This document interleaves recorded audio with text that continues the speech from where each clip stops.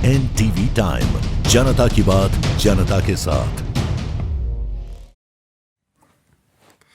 महाशिवरात्रि पर द्वादश ज्योतिर्लिंग का होता है पूजन। भगवान सहर्ष स्वीकार करते हैं भक्तों की मनोहार। महाशिवरात्रि मनाने के दो कारण हैं।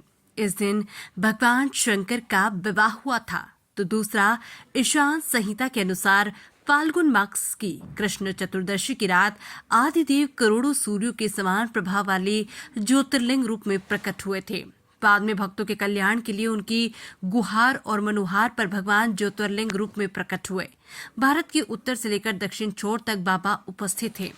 ये 12 ज्योतिर्लिंग देश के अलग अलग शहरों में है, जिनमें गुजरात का सोमनाथ और नागेश्वर मंदिर, आंध्र प्रदेश का मल्लिकार्जुन मंदिर, मध्य प्रदेश का महाकालेश्वर और ओमकारेश्वर मंदिर, उत्तराखंड का केदारनाथ मंदिर, महाराष्ट्र का भीमाशंकर और त्र्यंबकेश्वर मंदिर, उत्तर प्रदेश का काशी विश्वनाथ मंदिर, झारखंड का बैद्यनाथ मंदिर, तमिलनाडु का रामेश्वरम और महाराष्ट्र का घुश्मेश्वर मंदिर शामिल है।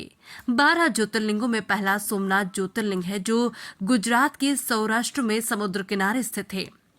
माना जाता है कि सोमनाथ मंदिर के क्षेत्र में चंद्रदेव ने शिव को प्रसन्न करने के लिए तप किया था, जिससे प्रसन्न होकर भगवान यहाँ प्रकट हुए थे। चंद्रदेव का एक नाम सोम है। इस मंदिर का नाम उन्हीं के नाम से सोमनाथ पड़ा। मध्य प्रदेश के उज्जैन में स्थित महाकालेश्वर एकमात्र दक्षिण मुखी ज्योतिर्लिंग है। रोज सुबह महाकालेश्वर मंदिर में भगवान की भस्म आरती की जाती है।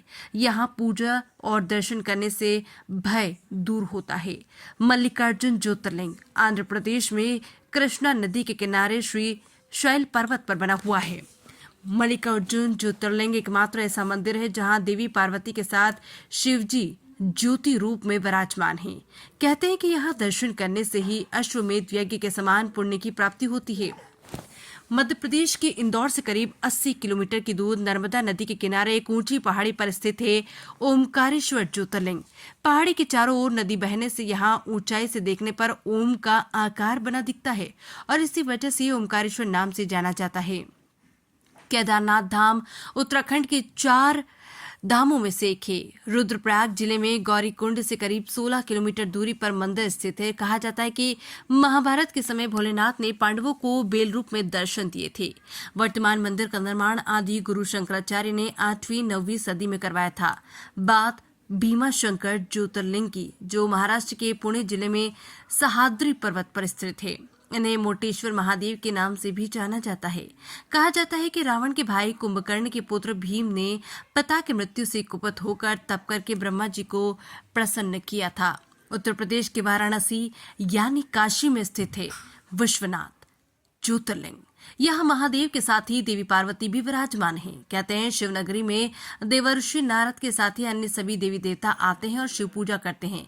कहा जाता है कि जिस व्यक्ति की मृत्यु काशी में होती है उसे मोक्ष मिलता है। महाराष्ट्र के नासिक जिले में स्थित त्र्यंबकेश्वर धाम है। ये ब्रह्मागिरी पर्वत पर स्थित है। मान्यता अनुसार यहाँ ब्रह्मा, विष्णु और महेश की पूजा एक साथ होती है। गौतम ऋषि के तप से प्रसन्न होकर शिवजी प्रकट हुए थे। बैद्यनाथ ज्योतिर्लिंग का संबंध त्रेता युग से है। रावण शिवजी का परम भक्त था। वो हिमालय में शिवलिंग बनाकर तप कर रहा था। तपस्या शिवजी प्रसन्न होकर प्रकट हुए थे। रावण ने वर में मांगा कि वो ये शिवलिंग लंका में स्थापित करना चाहता है। शिवजी ने ये वरदान तो दे दिया, लेकिन एक शर्त रखी कि रास्ते में तुम ये शिवलिंग जहां रख दोगे मैं वहीं स्थापित हो जाऊंगा। रावण मान गया।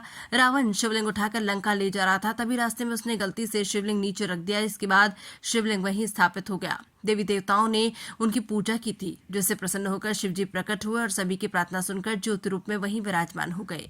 प्रसन्न शिव यहाँ ज्योति रूप में विराजमान है। नागेश्वर ज्योतिर्लिंग गुजरात के द्वारका में स्थित है। शिव पुराण की रुद्र संहिता में शिवजी का एक नाम नागेश दारू कावने है। शिवजी नागों के देवता हैं और नागेश्वर का अर्थ ही है नागों के ईश्वर।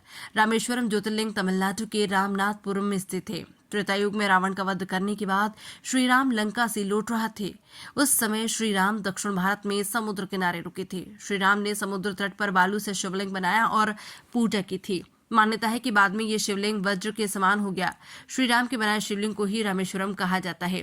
महाराष्ट्र के औरंगाबाद के पास दौलताबाद क्षेत्र में स्थित है घसरणेश्वर या गुशमेश्वर ज्योतिर्लिंग। मान्यता है कि संतान की अभिलाषा रखने वाले दंपति यहाँ से खाली हाथ नहीं जाते।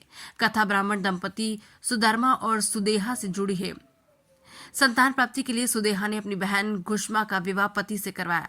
घुष्मा शिवभक्ति थी, उसने पुत्र प्राप्ति हुई, लेकिन बहन ने ईर्ष्यावश उसे मार दिया। घुष्मा ने शिव आराधना की और प्रसन्न होकर भगवान ने प्रकट हुए और जीवित पुत्र लौटा दिया। तभी से वो यहाँ पर विराजमान है। पुराणों के अनुसार यहाँ भी मान्यता है कि इंसान रोजाना प्रातःकाल उठकर इन 12 ज्योतिर्लिंगों के नाम का पाठ करता है, उसके सभी प्रकार के पाप खत्म हो जाते हैं और उसे संपूर्ण सिद्धियों का फल प्राप्त होता है।